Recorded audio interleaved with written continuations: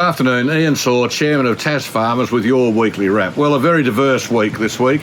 In fact, we had our first board meeting for the year, so that was great. A number of items. We approved the 2025 budget, and that's looking good. We reviewed and updated the audit, and we approved all the AGM documents, so that's good getting that underway. We approved the 2025 to the 2027 strategic plan that I spoke about before. That was a major tweak up, not a major redo, but that's looking good, and that'll give us all a heap of focus. We approved the TasFarmers farm forestry policy. That's just going to go back to the committee once more, but that's basically been approved, and you'll be hearing more about that soon. We reviewed the audit and risk and the HR governance reports that we've had done by the committees. We approved and launched the TasFarmers election policy, and look, the election policy package. Look, when the election's called, what we'll do is we're going to send out our election policy package to all the parties and the potential politicians, and we'll be asking for a response. And then, as always, we'll make those results public so you can see how those politicians and parties are going to act for the rural community when they're in government.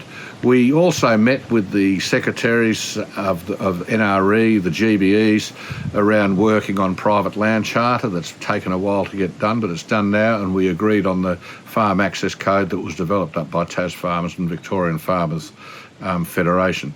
Today, Nathan met with Minister Ellis on Firearm Regulation and legislation.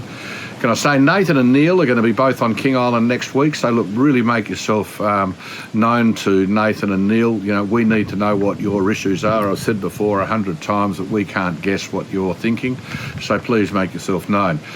This week, the scorecard for 2022-23 for ag production was released. It's just terrific, 5% up on last year, nearly $2.5 billion produced by the farmers. Congratulations to all the farmers for a fantastic job, and also to the whole supply chain post the farm gate who make it happen. It's not easy at the moment. You know, the costs are going up. There's more red and green tape. There's a whole heap of disruptions overseas.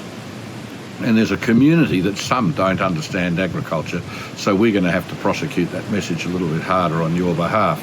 However, we are a major pillar of Tasmania's economy, and unlike many other industries, we provide economic, social and environmental benefits to the whole community, the general community. Following up from last week, we did write to the ACCC regarding the ridiculous access issues into the Port Otway, and there's a link to an interview below there for you to look at.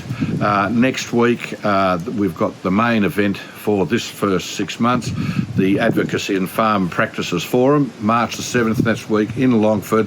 We'll be talking about livestock, horticulture, environment, cropping and farm businesses. So please, this is a free event, so book and come along, and there's a link down there that Grayson will put on. Until next week, take care.